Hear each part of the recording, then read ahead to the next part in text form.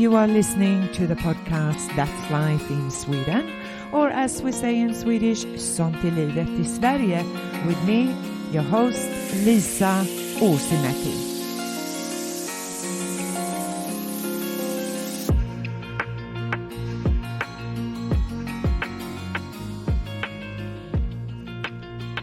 On today's program, it is an absolute pleasure to welcome research professor Jane Wilkinson from Monash University in Melbourne and a former colleague from Australia. How are you, Jane? I'm very well, thank you, Lisa. So, what brought you to visit us here at the University of Göteborg?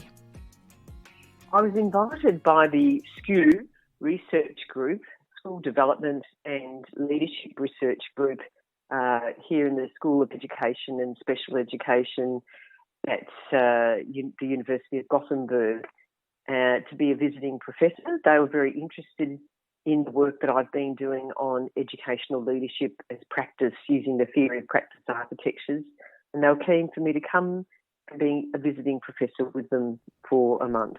Fabulous. And so but before we start talk about your work, can you share and talk briefly about your background, your reasons for choosing education, and especially your interest in research? Sure. So I think I mentioned to you when we met last week, Lisa, my background is poor. My family were very working class. My parents divorced when I was a small child. My mum was a factory worker, and I was the first person in my family to do the final year of high school, let alone go to university.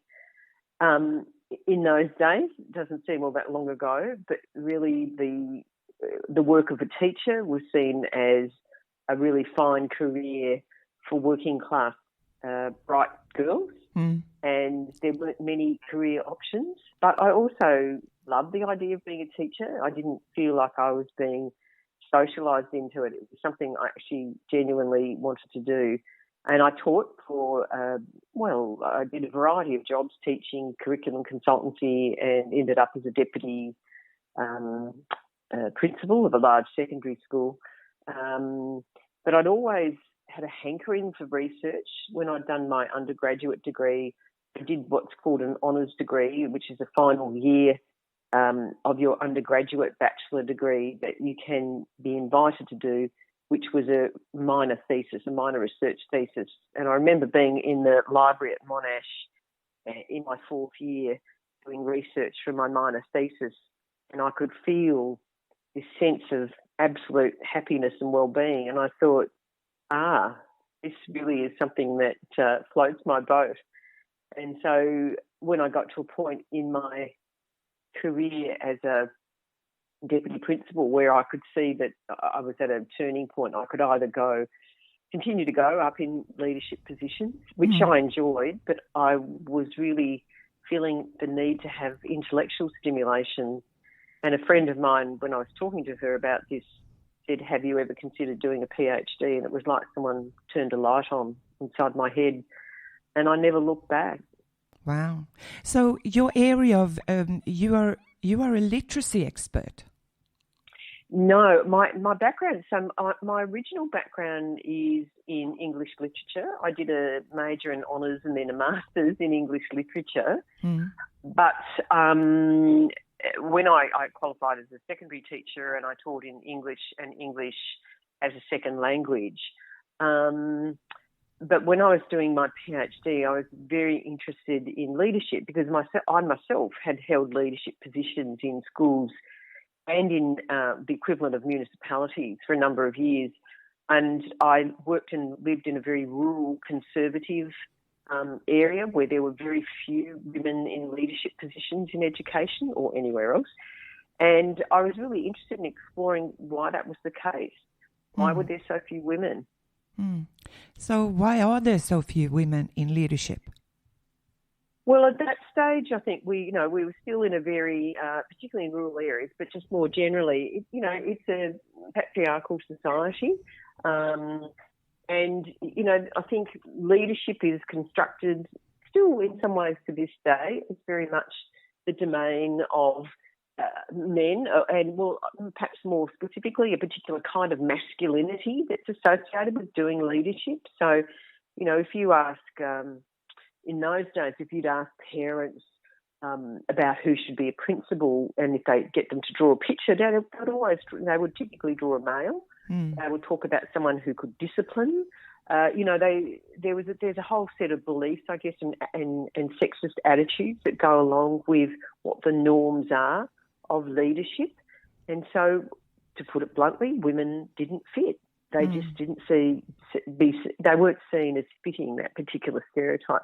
Now, that's changed in some ways, I think very significantly, but in other ways there's still a lot, at least in Australia, a lot of lingering stereotypes about who is appropriate to be a leader. And I'm talking about informal leadership positions, such as school principals, for example. Mm-hmm. And what about, do you think there's a difference between men and women's leadership?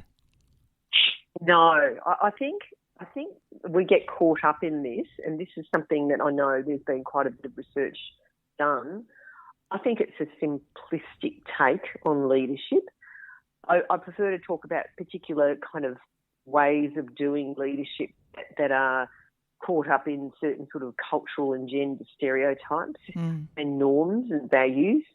And so, for example, you can certainly see examples of women who do the principalship in very sort of what I would call masculinist ways. So, they're leading out front. They're very kind of very assertive. It's very clear who's the authority figure, who's in charge. They're setting the vision, all that sort of thing. And then there are men who do the leadership, so to speak, in ways that might be more associated with feminine or, not feminist, but feminine ways of doing the leadership. So perhaps more consultative, more collective, more willing to listen to the voices of others, etc. So I'm talking about two, very stereotypical, extreme ways of putting it. So rather than saying men do it one way, women do it the other, I think what happens is that, there are certain kind of pathways, if you like, to lay down around understandings of what makes good leadership. And I think, certain groups of people, not just men, but some women, will tend to ascribe and go that way, and others will tend to go another way. And that's also to do, I think, with personality and also with, kind of societal norms, and people who are maybe comfortable with bucking societal norms and saying, for example, as a male, that, I don't have to lead in a kind of more type A way, that in fact there are other ways to do it that are more collegial. And you worked some years in the rural area and that's New South Wales and Victoria both? That's correct. Right. And so what do you think is the purpose of universities? You mean in rural areas or more generally? Are there any differences between universities in rural areas in comparison to city areas? Yeah, look, I think, the general purpose of universities for me and the way I understand it has always been around that kind of pursuit of knowledge, the kind of opportunity for young people and mature age people, because we have a lot of mature age people who return to university study, the opportunity to pursue a kind of a broad curriculum that allows them to grasp some of the sort of key bodies of knowledge that are out there, but also, to think in ways that I guess that train and develop them to think not only scientifically in terms of, particular kinds of ways, of methods of processing knowledge, but also creatively, and I think particularly in the social sciences and arts, that gives that opportunity. And I mean, the other obvious area is research. I mean, the pursuit of research and the building of new knowledge. It's not now exclusively a university domain, but it is still very much key aspect of the work that universities do. I think there's one key difference between universities in rural areas in my country compared to in urban areas in my country, is that they're often the opportunity for rural students to go to a university that they may not have were that university not in the rural area. So, for example, the university where you and I, Lisa, worked, really what we saw was it was an extraordinary opportunity, not just again for young people, but often the students in education that we were teaching were frequently women. They were frequently women who'd already had maybe had a previous career, often were mums, had been bringing up the children, yes, and really wanted to, and they were bright, and they really wanted to pursue a higher education, but maybe had not had those opportunities as younger women. yes. And so that second chance is particularly important for rural people. And I think that's why universities in rural areas, I'm very passionate about that they provide those opportunities in terms of a kind of social justice and fairness that I think is crucial. Mm-hmm. I agree.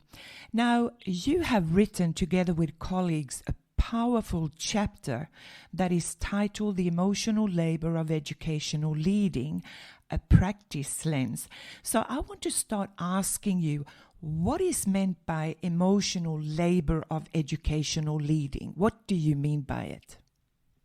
So emotional labour is a phrase that was coined by the feminist sociologist Ali Hochschild back in about 1980. And what she was talking about there was she had spent a number of years observing people in service industries. And in particular, she did a lot of observations of stewards, stewardesses, air hostesses in the airline industry. And what she realised was that there was a really crucial aspect to their work that was largely invisible, but that really mattered. And that was what she called emotional labour. And emotional labour is the management of one's feelings and the feelings of others in a paid work situation.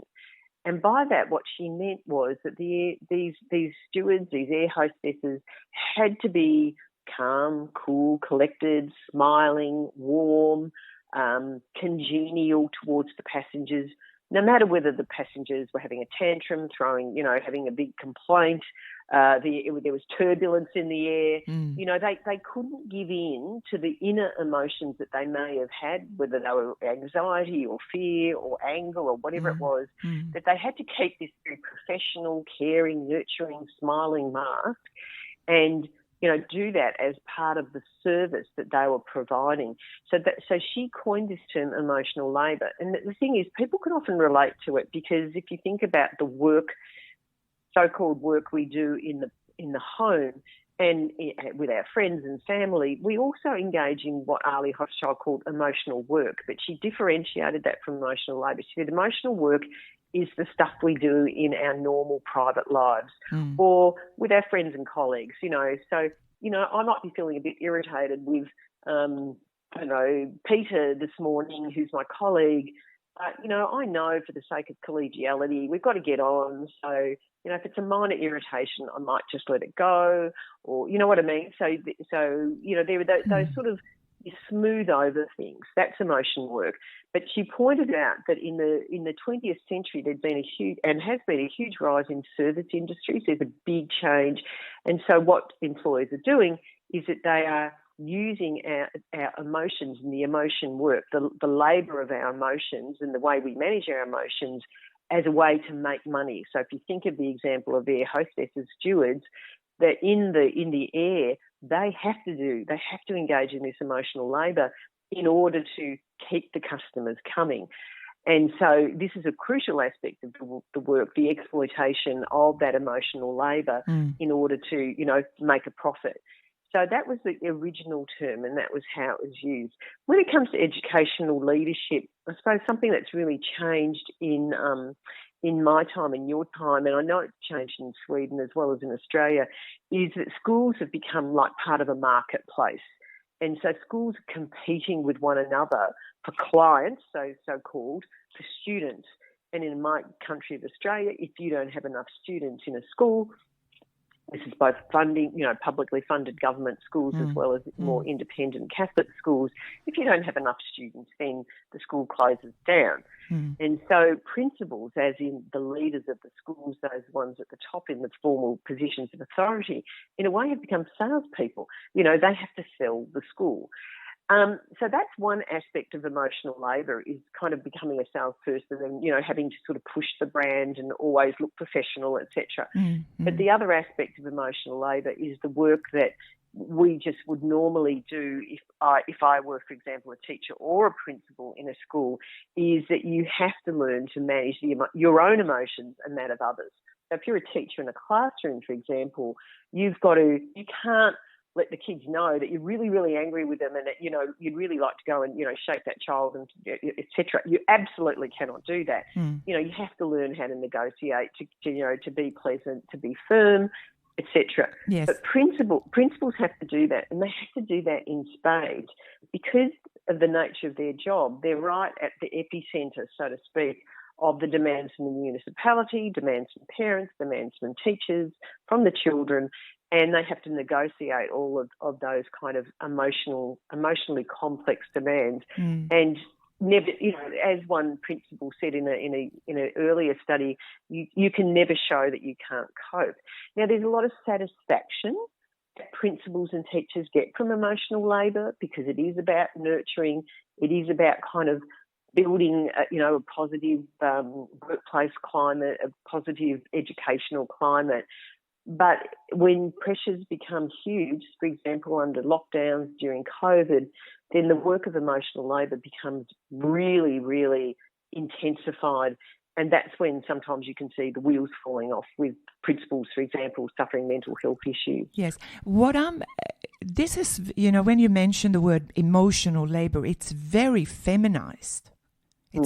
It's a kind of a feminine, Yes. Female teachers are supposed to be caring, nurturing, similar to nurses. And so isn't there a place for a rational, masculine, this is the way we're going to do, like the decision making? Sometimes I'm wondering about the too emotional aspects taking over, and suddenly you lose, if you like, students might lose the sense of safety because there is so much of this, I'm caring for your feelings. Do you know where I'm getting at with my question? So when I hear you explaining it, it's kind of very feminine kind of take. It's a really interesting way of putting it. So I'll make a couple of points about that, Lisa. First of all, decision making always involves emotions. So I think one of the things that, certainly there's been a lot of research done into leadership and decision making in organisations, for example. And researchers such as Gabby Lekomsky have done some amazing work around emotions and decision-making. So any cognitive function, be it decision-making or whatever it might be, always involves emotions.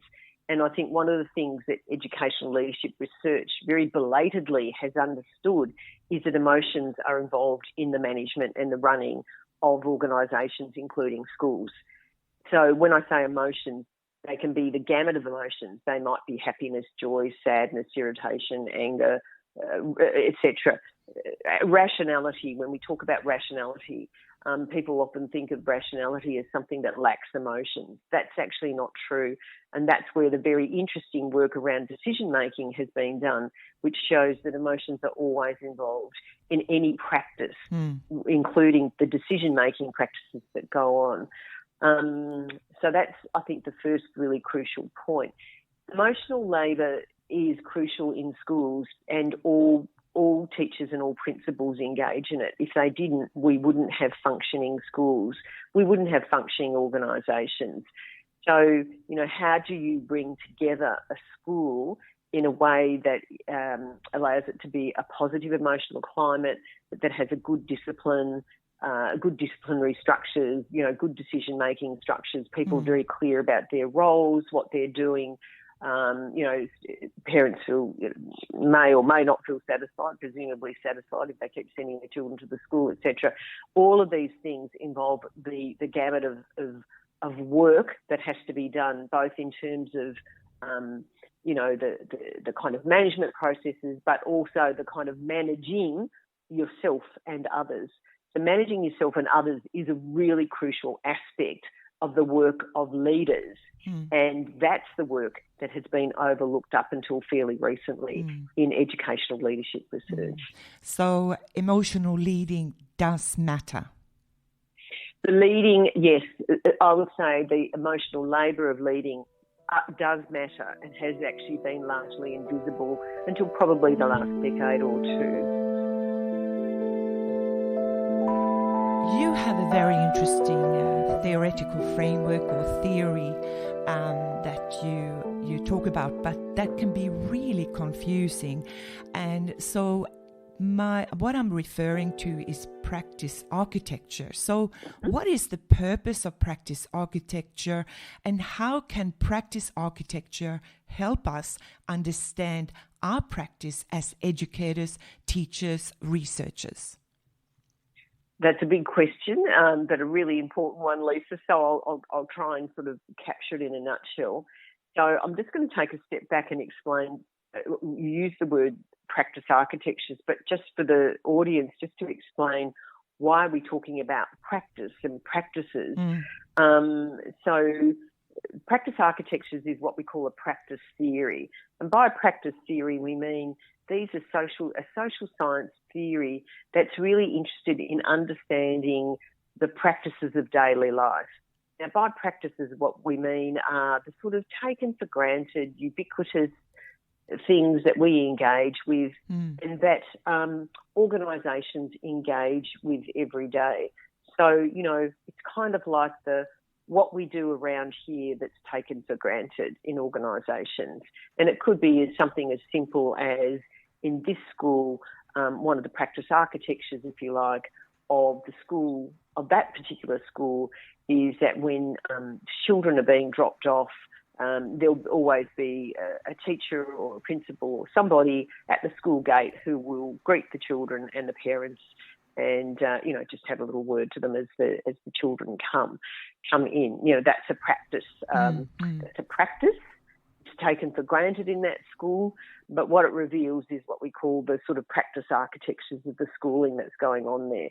So practices, why do we want to study these sort of taken for granted practices, these sort of things that we do but we don't really think about, particularly? Because they're the things that contribute to the smooth running of an organisation, and they're often where relationships of power lie. They're often, if you want to change schools, and one of the biggest things I think for schooling systems and for researchers is to try and understand how change happens in organisations. And in the case of my interest, it's in particularly, I do look at universities, but particularly schools. So how does change occur in schools? That's a very big question, because if we can understand how change occurs in schools, then what we can grasp is how we can make changes for the better for schools and for the children in our care. And so what practice architectures theory is, it's a theory about what practices are composed of, what they are made of. And if you can understand what practices are made of, then it can help you to understand how to, in a sense, undo unhelpful practices and how to create new practices that are more conducive for children and for developing the whole child. And so the final point about practice architectures is that what we think of as practices are the sorts of as I said, taken for granted things that go on in schools. So to give an example, leading, teaching, student learning, professional learning are all examples of the big P practices that go on in schools. Researching and evaluating is often another big P practice that goes on in schools or with schools. And the practice architectures are the kinds of things that enable and constrain those practices. So to go back to the example of the principal or a group of teachers, greeting the children and the parents at the school gate, what sits behind, or if you like, that enables that particular practice are a set of practice architectures which are, for example, the beliefs of that school around the importance of, creating a warm and welcoming atmosphere for students. There's a set of sort of material architectures, arrangements such as, time being given to a teacher or a couple of teachers to be placed at the school gate as the children and the parents come in. And there's also something there around the power relationships. So, the importance of a more friendly, supportive relationship between teachers, parents and children. So that's an example of a set of practice architectures that are enabling that practice to occur. And you could contrast that, for example, in a school where it might be that there's a very firm rule. Parents drop your child off at the school gate. There is no greeting. It's just, we take the child off, or the child just comes on in and that's it. There's none of that kind of greeting or warmth. That's a different set of practice architectures and a different way of doing schooling in that different school.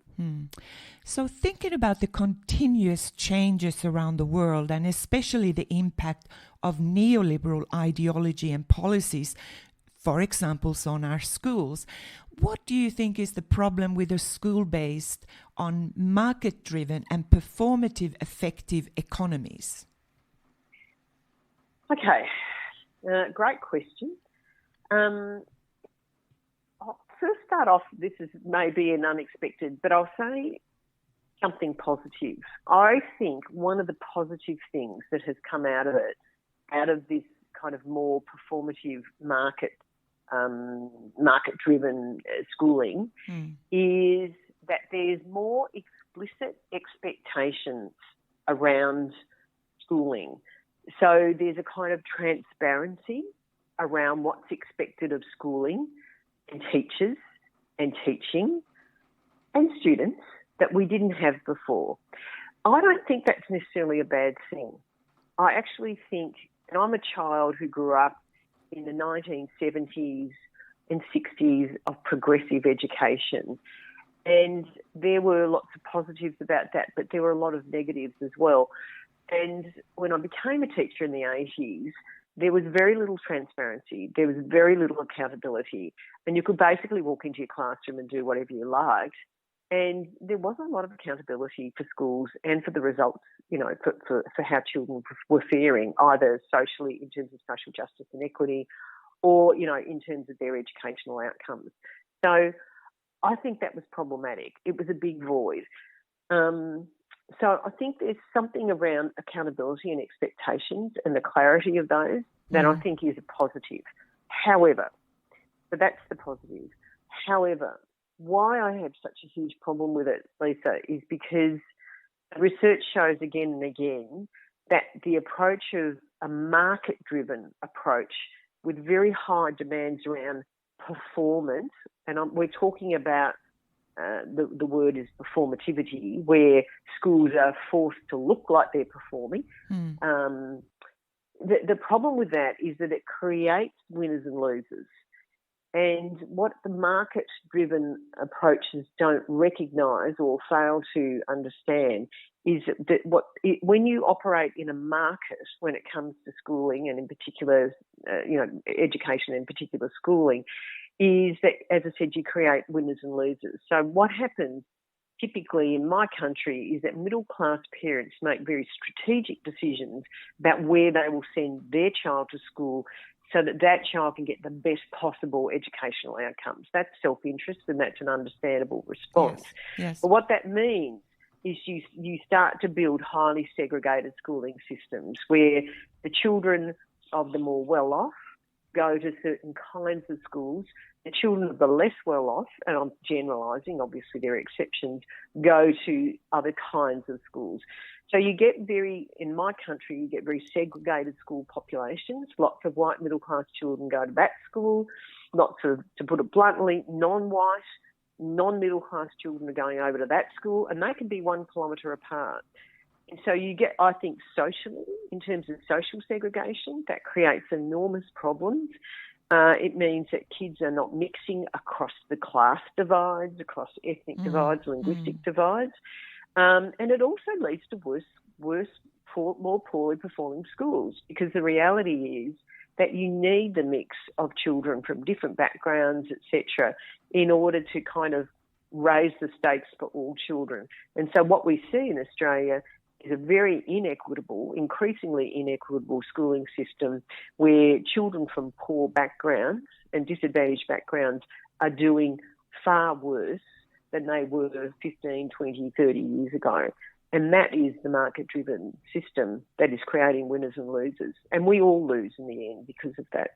Yeah, absolutely.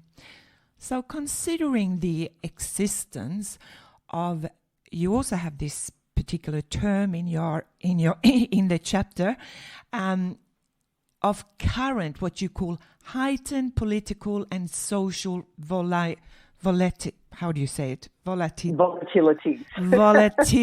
Thank you, Jane. So what role do you believe, for example, the Trump phenomena, the COVID pandemic, and the climate crisis have and are playing in bringing to the forefront the social issues that some argue would have existed previously, for example, discrimination, whether relating to race, gender, religion, ethnicity, mental health, inclusion versus exclusion, and what and how to teach lead in our schools? So the Trump phenomenon is a really good example. So I'll take each of those and talk about that. So with the Trump phenomenon, what we see is a kind of an unleashing where previous, expressions around racism and discrimination, which were seen as not okay, that it wasn't okay to be openly misogynistic or racist or whatever. Now, of course, in the reality, people can be subtly racist, subtly misogynistic, but I think there was at least a generalised understanding that these behaviours were not okay, and that, as part of being a civil society, that we need to learn how to get on with one another and to kind of surmount those forms of discrimination. What Trump, I think, provided was he emboldened people not only to say things that were really kind of quite shocking and discriminatory, but to do those things and to feel perfectly validated in doing so. I can give you a specific example. I mean, when it comes to social, allied with that is the use of social media. So social media is both a wonderful platform for people to be able to come together in positive and constructive ways, but it can also be an incredibly toxic platform for people to come together in ways that, are extraordinarily problematic, discriminatory, or even in the case of children and young people, it might be something like comparing each other on Instagram and feeling like my body's not as perfect as somebody else's. So, there's a whole range of things around social media that I think have created. But going back to Trump, I think the echo chambers that have been created on social media, Trump has been a very good. He's understood very, very clearly how to create populist emotions that feed into a sense, that some people are feeling, that their power is being taken away. And, there's always a backlash against any form of progressive politics, whether it's feminism, whether it's the Me Too movement, whether it's Black Lives Matters. Invariably there's going to be a backlash because, for every action there is a reaction. Think of physics, the physics law. However, Trump knew how to feed that, and he used social media very beautifully to do so. And that then allowed a lot of, I think, populist politicians and personalities to jump on the bandwagon and to do similar sort of things. And at the bottom of all of this is they make money out of it. They make huge amounts of money out of it, and they get a lot of power. So what does all that mean? So there's that. There's a climate crisis, which we know is now called a climate emergency. Our world is warming. My country is facing a season that's going to be horrific in terms of bushfires. We've lost millions of plants and flora and fauna, and we're living in an increasingly hot climate that's unbearable, to be frank.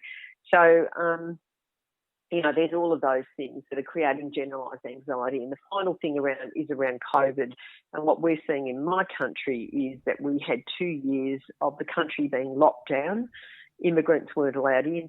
We weren't allowed to leave the country, and people weren't allowed to come in. That's right. In my hometown of Melbourne, we were locked down for months at a time. We couldn't go more than 5 kilometres. And what we're now seeing is a pandemic of mental health issues suffered by children and young people in schools as a result of 2 years of those approaches to the pandemic. Now, don't get me wrong, Australia has one of the best records of survival. So we didn't lose millions or tens of thousands of elderly people. We actually didn't lose tens of thousands of people of migrant and refugee background because we had rules and regulations and laws that actually, protected people physically. But what it has meant in terms of civil society is that people suffered mentally, psychologically, and particularly children and young people and adults who were vulnerable. And so the mental health issues are now listed as a number one problem in schools by teachers in Australia, and it's a direct result. It's not that there weren't mental health issues before, but that they have really been exacerbated by 2 years of the pandemic because children haven't learned how to socialise properly. And so that's created huge problems in schools in Australia that the schools are now having to deal with. And probably to have to deal with in years to come. Absolutely. This is not going to go away overnight. I think there was a naive belief when schools reopened, that things would just sort of snap back to normal. But it's a bit like a rubber band. You pull it, you stretch it, and it loses its elasticity. There will be no snapping back. Schools are crying out. They need, resources and support to support these children and young people who are really crying out for support and help. And we're getting a record number of teachers leaving the profession and people not wanting to be principals or principals retiring early because they're having to deal with such a lot of mental health issues along with, a whole range of other issues that have been exacerbated by the pandemic. So the situation for teachers are quite stressful in Australia. Extremely stressful. We really are undergoing a major crisis in teaching and teaching shortages and principal shortages, particularly in the public system, because in our non-government, it is partly public. I won't go into the details, so that's very confusing, but let's just call it the non-government, independent and Catholic sector. They actually often, particularly more wealthy independent schools, not all, but the wealthier independent schools are able to pay what we call above wage award wages. So they're able to lure teachers into the wealthier independent schools by paying them more money.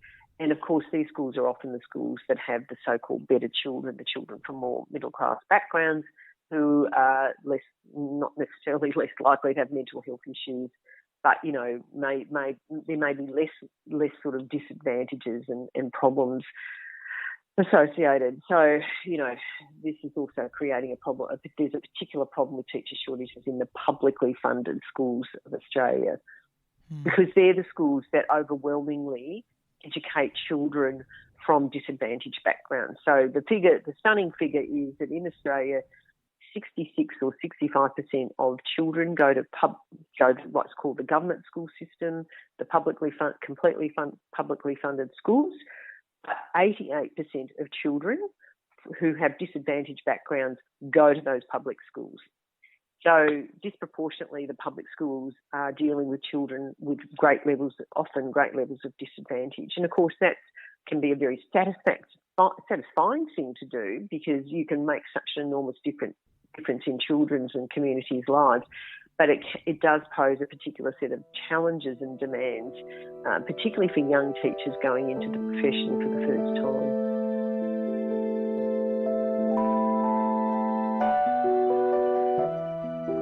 From your perspective, what would you say were the significant findings from the chapter on the emotional labour of educational leading that we all can reflect on and learn from? So I think the first thing that the first learning was that let's recognise the fact that the principal's role has changed. That's the first. It's very obvious, but let's just recognise it. The principal's role has changed significantly over the last 10, 15, 20 years. And I think in this last 5 years, particularly since the pandemic, that is even more so. So you cannot go into the principalship thinking that, you know, budgets, buses and timetables, which is the old-fashioned administration stuff that we used to think of associated with a principal, deal with all of that sort of resourcing and, you know, you've done your job as a principal. The principal's job now demands a set of emotional management skills that principals need to be trained for. They need to have kind of threshold knowledge and skills, be able to deal with the emotional demands of the various kind of populations. They always have had to, but it's become far more so. And they need the supports, the resources and the structures to support them to do that really important work.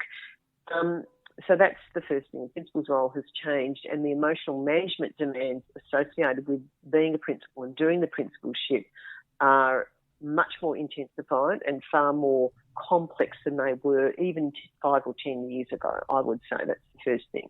Secondly, that the emotional management demands associated with the emotional labour of doing the principalship are not recognised in Australia in the principal standard. They're just not recognised. That's why I call it invisible labour, because it's a really crucial aspect of the work of being a principal, but it's not recognised, it's not, you know, noted in the principal standard, etc. And if it's not recognised, it's not visible, and yet it's such a crucial aspect. It's like going into a job and you've got one arm perfectly fine, but your other arm's broken, you know. So you really have to equip. And this is really important implications then for principal leadership preparation and education and development. And I guess the other finding, you know, that we would say is that it's a collective. Also, to emphasise the collective nature of the work. That it's, you know, you're not doing it on your own. You can't do that sort of work on your own. It has to be distributed. It has to be something that's collegial. And it has to be, you know, recognised and, as I said, and made visible. And perhaps the final point I'd make about it, Lisa, is that, you know, that there is a particular climate now that schools are working in and principals in schools are working in that is much more socially volatile because of all the things, you know, we've talked about around the environment, around mental health demands, around the social media, around the kinds of expectations that parents and community bring to the school. Sorry, there is a final point. The other point that the reason we went into doing those studies of those 3 schools was because in a time in our society where communities are becoming more fractured, more segregated, more polarised, we argued that there was an really important role for schools in building bridges across diverse communities. And so we were particularly interested in looking at schools that were that represented diverse linguistic, ethnic, religious, socioeconomic school populations. We were really interested in what role schools could play and school leaders could play in building those bridges and creating more socially cohesive school communities. So we picked 3 schools, interestingly, all led by women, which had been very successful both educationally but also in terms of building, as I said, that kind of, if you like, in Sweden, you talk about the democratic mission of schools, building those more democratic, socially cohesive communities, which previously had been very polarised and very segregated. And you said that that was a crucial aspect of the work of schools and of school leaders that was also not recognised, but was really, really important in terms of building a better society. And that work involved a huge amount of emotional labour, which again was not recognised in any way, but was really crucial in building these more socially cohesive, more democratic school communities, and that was, in the end, what will make a better society for us all. Such a challenge. But it can be done, and they're doing it, but they can't do it on their own. No. That's our point. Yep. They have to be supported. Of course.